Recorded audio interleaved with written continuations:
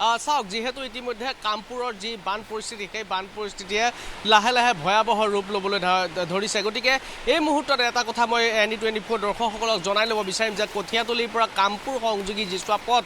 সেই পথছোৱা ইতিমধ্যে সম্পূৰ্ণ বন্ধ হৈ পৰিছে কাৰণ পথৰ ওপৰেদি এতিয়া একাঠু পৰ্যন্ত পানী বাগৰা পৰিলক্ষিত হৈছে আৰু কঠীয়াতলিৰ পৰা কামপুৰ সংযোগ ইতিমধ্যে বিচ্ছিন্ন হৈছে ইয়াৰ লোক SDRF ইয়াত অভিযান চলাই আছে আৰু SDRFৰ দলে উদ্ধাৰ অভিযানত নামি আছে গতিকে আমি ভিডিঅ' জাৰ্নেলিষ্ট আদিলক সেই দৃশ্যাংশ দেখুৱাবলৈ অনুৰোধ জনাম যে আচলতে মানুহৰ ঘৰত ইতিমধ্যে পানী সোমাবলৈ আৰম্ভ কৰিছে এই পথছোৱাৰ ইয়াৰ কিছু দূৰত্বত আছে তেতেলীখৰা কিন্তু তেতেলীখৰালৈ আমি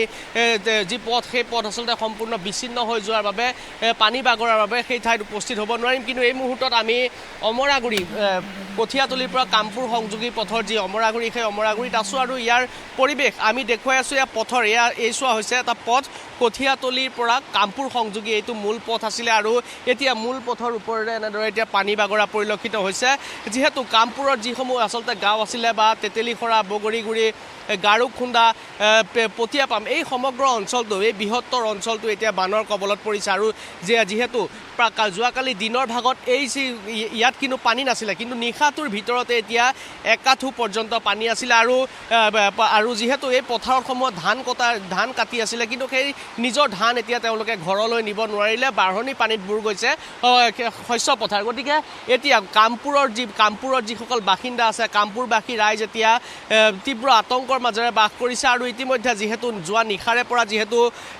পানীৰ প্ৰকোপ বৃদ্ধি পাইছে আৰু ইয়াৰ কপিলীৰ জলপৃষ্ঠ বৃদ্ধি পোৱাৰ ফলত এতিয়া কিন্তু নতুন নতুন অঞ্চললৈ পানী বিস্তাৰিত হোৱা বান বিস্তাৰিত হোৱা পৰিলক্ষিত হৈছে কামপুৰৰ তেতেলীখৰা কামপুৰৰ গৰুবন্ধাক বকুলগুৰিক পানী পটিয়াপাম এইসমূহ অঞ্চল এতিয়া সম্পূৰ্ণৰূপে পানীৰ তলত বুলি ক'লেও ভুল কোৱা নহ'ব আৰু ইয়াত যিহেতু আমি পুৱাৰে পৰা আমি ইয়াত উপস্থিত আছিলোঁ আৰু পুৱাৰে পৰা SDRF ইয়াত উদ্ধাৰ অভিযানত অব্যাহত ৰাখিছে আৰু ইয়াৰ যি আচলতে কঠীয়াতলিৰ পৰা আচলতে বহু লোক বিভিন্ন ঠাইৰ পৰা আহি কঠীয়াতলি হৈ কামপুৰলৈ যিহেতু তেওঁলোকৰ নিজৰ ঘৰখনলৈ যায় আৰু কিন্তু এতিয়া বহু লোকেই কিন্তু আবদ্ধ হ'বলগীয়া হৈছে এই পথছোৱাত আৰু সেইসকল লোকক আচলতে নিজৰ ঘৰত থ'বৰ বাবে SDRFে আহি তেওঁলোকক নিজৰ গন্তব্য স্থানলৈ লৈ গৈছে গতিকে এই মুহূৰ্তত যিহেতু কামপুৰৰ বান পৰিস্থিতি অতি ভয়াৱহ হৈ পৰিছে যোৱা বিগত ৩-৪ দিন ধৰি যি আচলতে কপিলী নৈৰ জলপৃষ্ঠ বৃদ্ধি পাইছে তাৰ ফলত এতিয়া কামপুৰৰ অধিকাংশ অঞ্চলেই কিন্তু বানৰ কবলত পৰিছে বানত প্লাবিত হৈছে আমি ইতিমধ্যে উল্লেখ কৰিছোঁ যে তেতেলীখৰা ইয়াৰ পৰা মাত্ৰ 1 কিলোমিটাৰ দূৰত্বত কিন্তু সেই তেতেলীখৰালৈ এতিয়া এককাল পৰ্যন্ত পানী হৈছে কিন্তু পথৰ সংযোগ আচলতে যোগাযোগ বিচ্ছিন্ন হোৱাৰ বাবে আমি সেই ঠাইলৈ যাব পৰা নাই গতিকে যিহেতু এই পথছোৱাতে আচলতে এই অংশতে আচলতে একাঠু পৰ্যন্ত পানী পথৰ ওপৰেৰে প্ৰবল সোঁতেৰে বিয়পি আছে গতিকে এই পথছোৱাৰ পৰা আগলৈ যোৱা সম্ভৱ নহয় গতিকে আমি যিহেতু ইয়াৰ ব্যক্তিসকলক এই দোকানখন বা এই ঘৰটো দেখিলে হয়তো সকলোৱে গম পাব যে পানীৰ ধাৰা কিমান সোঁতত কিমান প্ৰবল সোঁতত পানী বাগৰিবলৈ আৰম্ভ কৰিছে যোৱা নিশাটোৰ ভিতৰত এইটো অঞ্চল যোৱাকালি দিনত কিন্তু এই অঞ্চলত পানী নাছিলে এই পথছোৱাত পানী নাছিলে কিন্তু নিশাটোৰ ভিতৰতে এতিয়া এই পথেৰে এতিয়া পানী বাগৰিবলৈ আৰম্ভ কৰিছে আৰু মানুহৰ ঘৰতো গৈ সোমাইছে বহু লোকে আমি পথৰ কাষত আমি ইতিমধ্যে প্ৰত্যক্ষ কৰিছোঁ সেই দৃশ্যাংশ আমি পিছত দেখুৱাম বহু লোকে কিন্তু এতিয়া নামঘৰ বা নাট্যচৰা আছে সেইসমূহ স্থানত আচলতে তেওঁলোকে মথাউৰি পাতিবলগীয়া হৈছে আৰু যিহেতু তেতেলীখৰা বহু লোকে কিন্তু এতিয়া সেই বানত প্লাবিত অঞ্চলসমূহৰ পৰা বহু লোকে ওলাই আহি সুৰক্ষিত স্থানলৈ তেওঁলোক যাবৰ বাবে বিপদসংকুল যাত্ৰা কৰিবলগীয়া হৈছে আৰু ইতিমধ্যে বহু লোকে তেওঁলোকৰ নিজৰ খাদ্য সামগ্ৰী বা বিভিন্ন সামগ্ৰী নিবৰ বাবে তেওঁলোকে এই পানীৰ ওপৰেদি তেওঁলোকে একাঠু পানী ফালি আহিবলগীয়া হৈছে গতিকে এই দৃশ্যাংশ আমি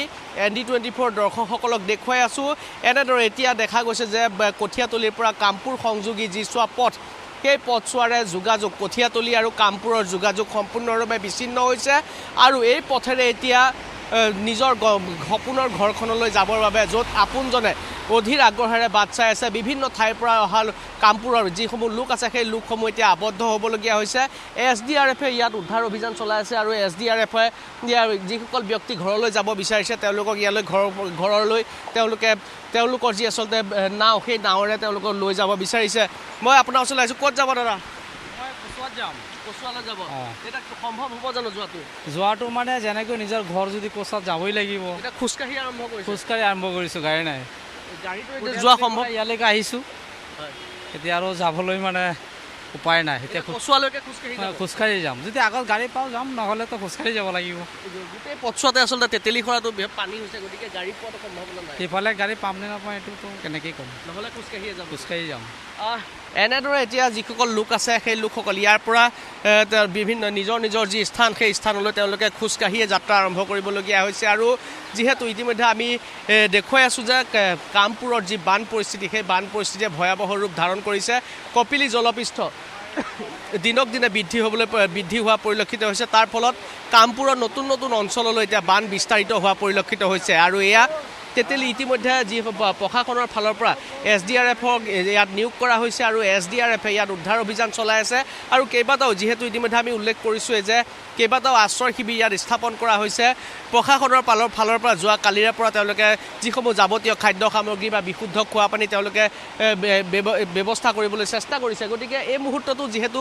বহু লোক নিশাটোৰ ভিতৰতে আচলতে বহু লোকে নিজৰ ঘৰখন এৰি অস্থায়ী আশ্ৰয় শিবিৰত তেওঁলোকে বসবাস কৰিবলগীয়া হৈছে। গতিকে এনে পৰিস্থিতিৰ মাজেৰে তেওঁলোক এতিয়া কামপুৰবাসী বিগত আমি উল্লেখ কৰিব বিচাৰিম যে বিগত 2টা বছৰৰ পূৰ্বে যি ভয়াৱহ বান আহিছিলে, সেই বানৰ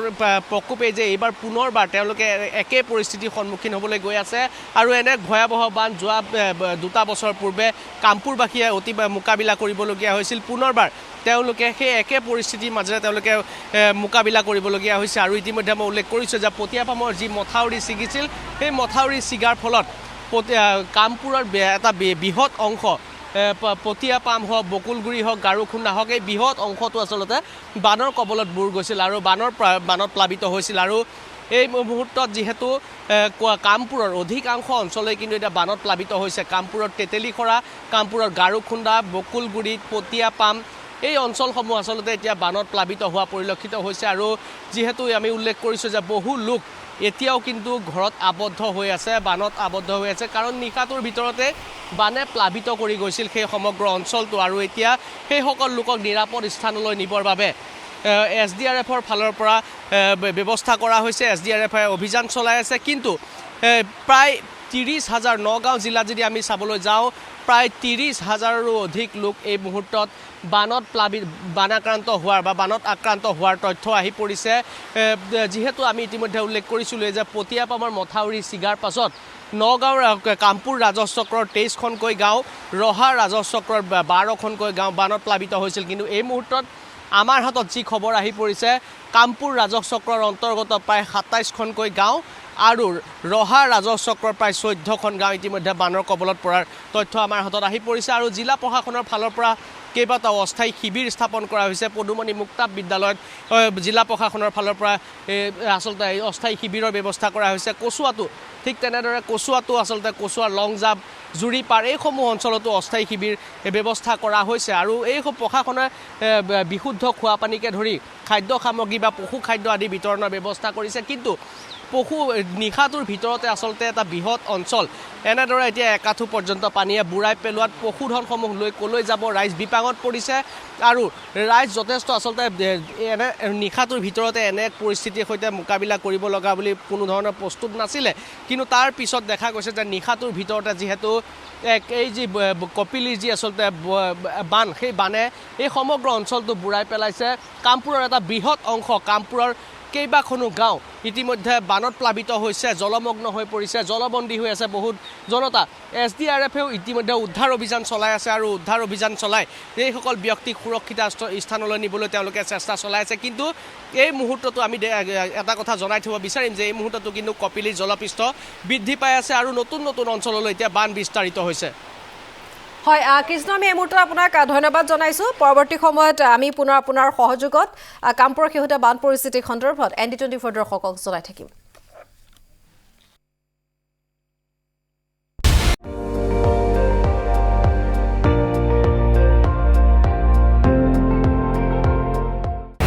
আপুনি চাই আছে ND24, সৰ্বশ্ৰেষ্ঠ নহয়, সৰ্বোত্তমৰ দৌৰ।